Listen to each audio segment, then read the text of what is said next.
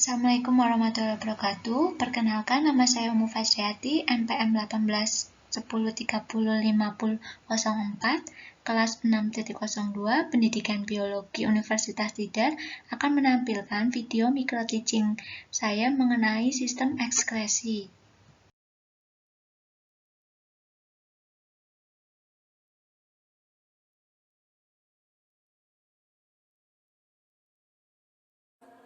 Assalamualaikum warahmatullahi wabarakatuh. Selamat pagi anak-anak. Bagaimana kabarnya? Alhamdulillah sehat ya. Sebelum memulai pembelajaran pada pagi hari ini, berdoa menurut agama dan kepercayaan masing-masing. Berdoa dimulai. Selesai. Sebelumnya ibu absen dulu ya. Virus, Nila, Rohman, Nita, berangkat semua ya. Jadi masih semangat? Ya. Sebelumnya ibu mau nanya, kalian terutama cowok-cowok pasti pernah mainan sepak bola? Ya. Terus setelah mainan sepak bola berkeringat. Nah, mengapa terjadi berkeringat?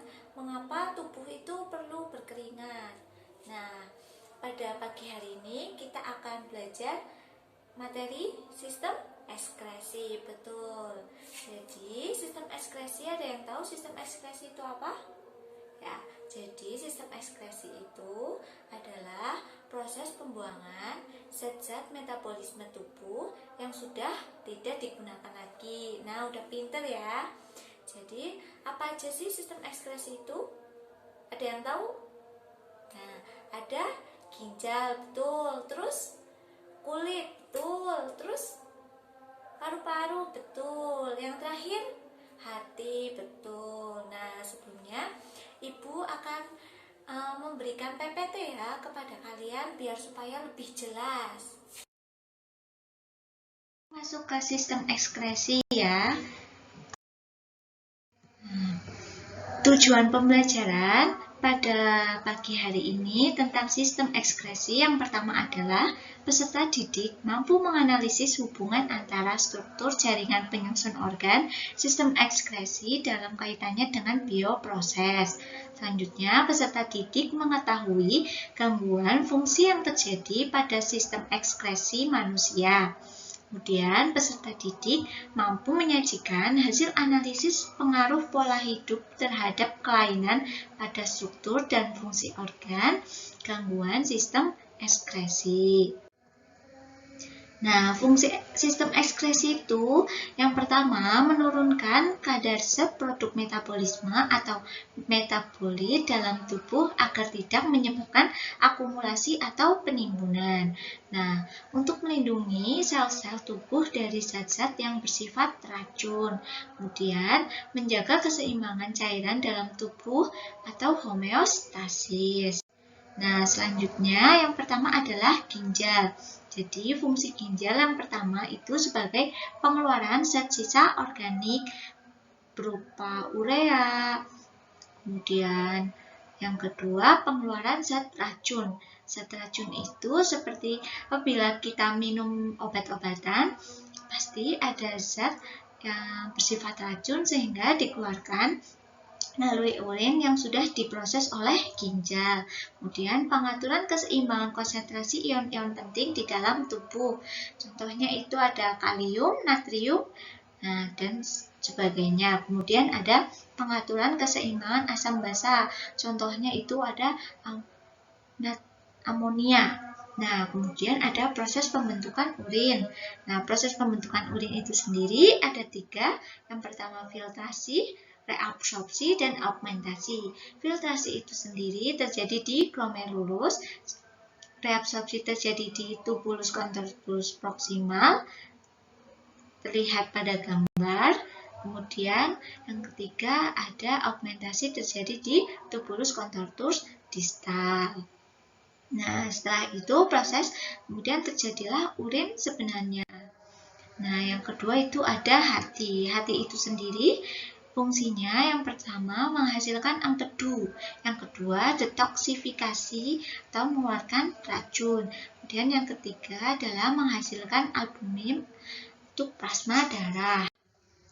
Yang ketiga adalah paru-paru. Nah, paru-paru itu sendiri masuk ke dalam sistem ekskresi karena paru-paru itu mengeluarkan sisa metabolisme berupa CO2 dan H2O yang berbentuk uap air, di mana CO2 dan H2O itu sendiri dihasilkan melalui proses katabolisme atau respirasi intraseluler yang terjadi secara aerob di dalam mitokondria menghasilkan energi berupa ATP.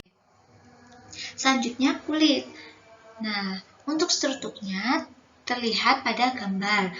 Kulit itu fungsi utamanya yaitu sebagai alat ekskresi yang mengeluarkan keringat. Selain mengeluarkan keringat, juga mengeluarkan lemak. Nah, fungsi dari kulit itu sebagai alat indera, sebagai pengatur suhu tubuh, tempat pembentukan vitamin D dari provitamin D, kemudian melindungi jaringan yang ada di bawahnya. Yang terakhir, sebagai menyimpan kelebihan lemak. Nah, gangguan sistem ekskresi itu ada beberapa penyakit. Nah, yang gangguan pada sistem urinaria itu ada glikosuria, ada bentuk ginjal, kemudian ada albuminuraria. Nah, kemudian yang kedua itu ada gangguan hati. Gangguan hati itu contohnya ada liver, sirosis hati, hemochromatosis. Yang terakhir, kelainan pada kulit. Nah, seperti pada kalian, anak-anak seusia kalian itu pasti rentan terkena jerawat. Nah, itu kelainan pada kulit. Kemudian ada kanker kulit, ada biduran. Sudah jelas ya yang Ibu jelaskan tadi melalui PPT. Nah, kemudian kalian dibagi menjadi 5 kelompok. Nah, nanti kalian tunjuk satu siswa sebagai ketua kelompok untuk menyampaikan hasil diskusi kalian ke depan. Nah, Ibu akan membagikan lembar kerja ke kalian, kalian diskusi secara kelompok. Nanti setelah itu kalian presentasi melalui ketua kelompoknya ya.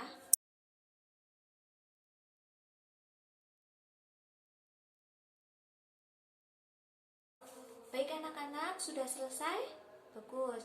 Ibu akan nunjuk kelompok. Ya, kelompok 3 silahkan presentasikan.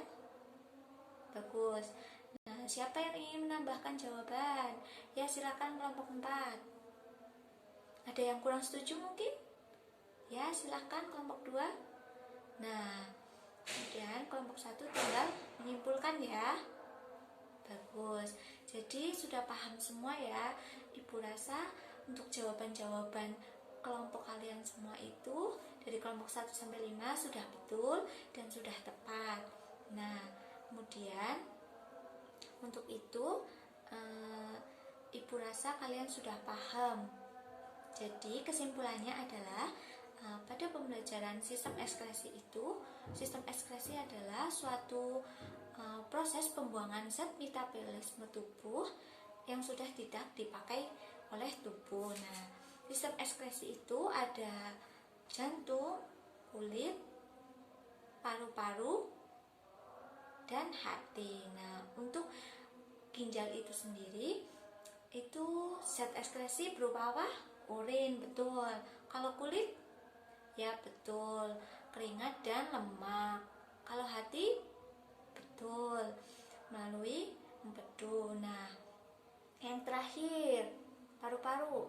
Ya betul, H2O dan CO2 melalui uap air.